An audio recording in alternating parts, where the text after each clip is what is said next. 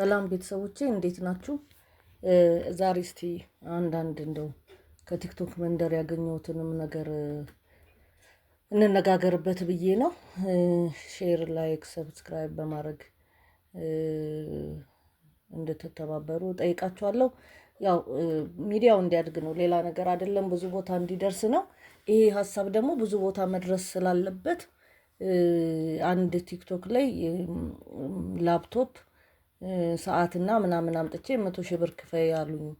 ቀረጥ 100,000 ብር ደግሞ አልከፍልም ስላቸው 2,000 ብር እንደገና የመተውያ ደግሞ 2,000 ብር ክፈይ ያሉኝና ምንድነው እቅዳችሁ ምናምን የሚል ኮምፕሌን ሼር ሰብስክራይብ ምናምን ሼር ምናምን ዲዩት አድርጋችሁ ለጉምሩክ አስተላልፉልኝ የሚል ነገር አቅርባለች። ልክ ነው።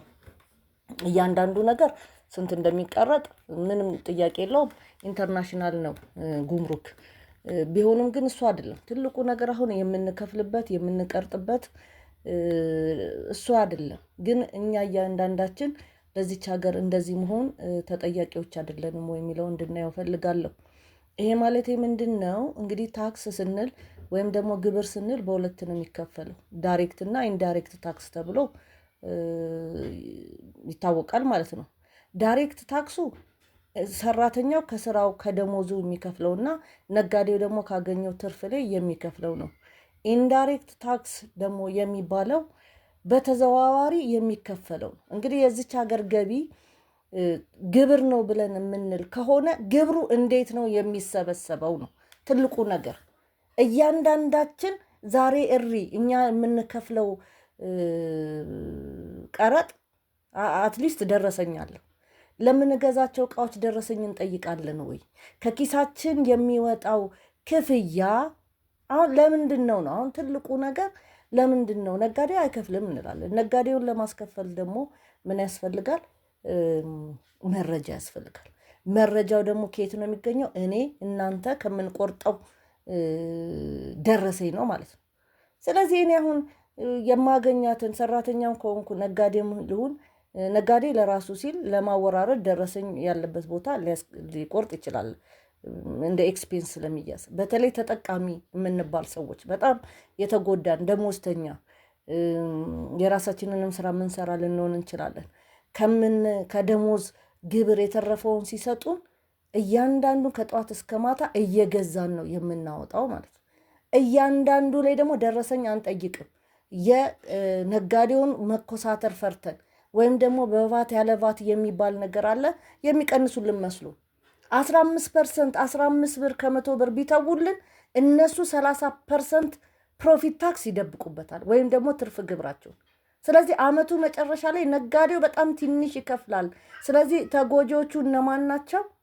እኛ ገንዘባችንን በፍጆታ የምንጨርሰው ሰዎች ነው።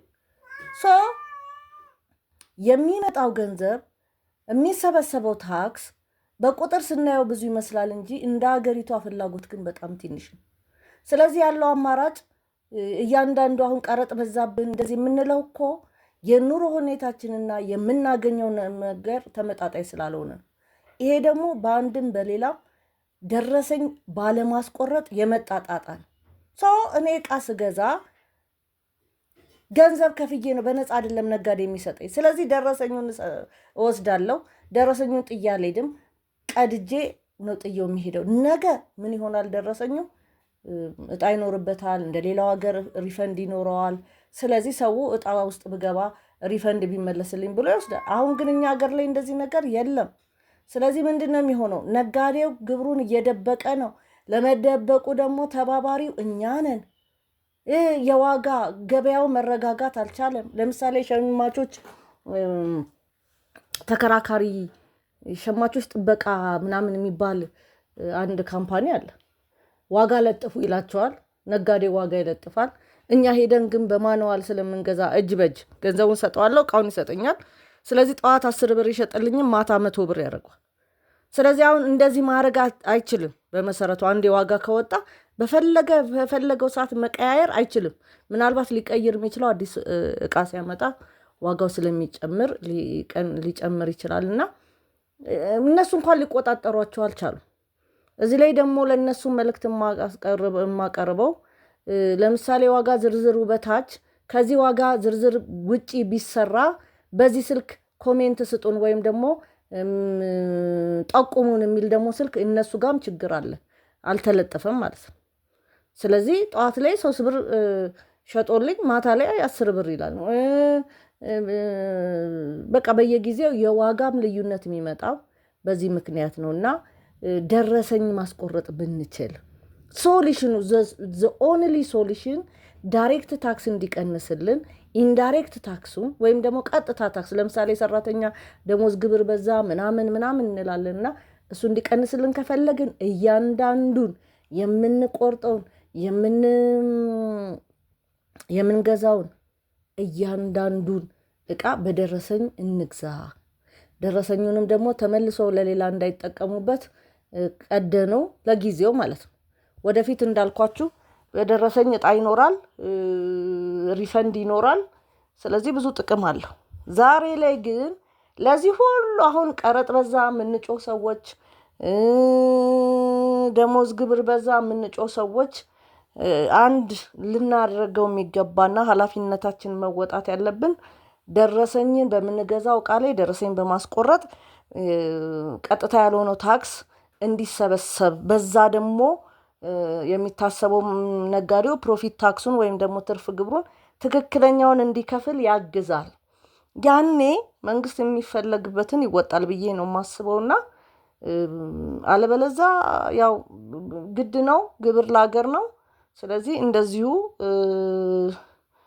እየከፈልን እንሄዳለን ማለት ነው። ተባብረን ግን አሁን መንግስትን አግዘን የምንገዛውን እቃ በደረሰኝ አስቆርጠን ይሄ ከሆነ ነጋዴው አንደኛ እቃዎቹን ላይ የሚጨምረው ለምሳሌ ጠዋት 10 ብር ሸጦ ማታ 100 ብር አይልም። ምክንያቱም አግባብ አይደለም። አዲስ እቃ እስካላመጣ ድረስ እቃው የሱ ነው ተብሎ እንደፈለገ ዋጋ በነገራችን ላይ የሚለጠፈውም ለዚህ ነው። እንደዚህ እንዳይሆን እኮ ነው ዋጋው የተለጠፈው። ግን በተለጠፈው ዋጋ አንገዛም። የተለጠፈውን ዋጋ ጋም ደግሞ ያ ካምፓኒ የተጠቆመን ስልክ ቁጥር የተጻፈም ስለሌለ እንደዛ ቢያደርጉን እንኳን መናገርም አንችል። እሱ መስተካከል አለበት። ሀሳብ ካላችሁ እስቲ ሀሳብ እዚህ ላይ ስጡ። ዞሮ ግን አንዳንዴ ኮምፕሌን የምናነሳው የኮምፕሌኖቹ ምንጭ እኛ እንሆናለን። ስለዚህ በጣም ህብረተሰቡ ይህንን ማወቅ አለበት። የሚገዛውን እቃ በደረሰኝ በቫት ያለ ቫት የሚባለው ደግሞ ያለ ምክንያት አይደለም። ቫቱን ሊቀንሱልን አስበው ሳይሆን በሱ ተያያዥነት የሚከፍሉት ትርፍ ግብር 30% ስለሆነ እሱን ላለመክፈል ለመደበቅ የሚደረግ ነገር ስለሆነ ኃላፊነታችንን እንወጣ ብዬ እላለሁ። ሰላም ሁኑ ቤተሰቦቼ። በሌላ ተመሳሳይ ፕሮግራም እስክንገናኝ ድረስ ሼር፣ ላይክ፣ ሰብስክራይብ እያደረጋችሁ ይሄ ሀሳብ እንዲደርስ በየቦታው ተባበሩን ነው የምንለው።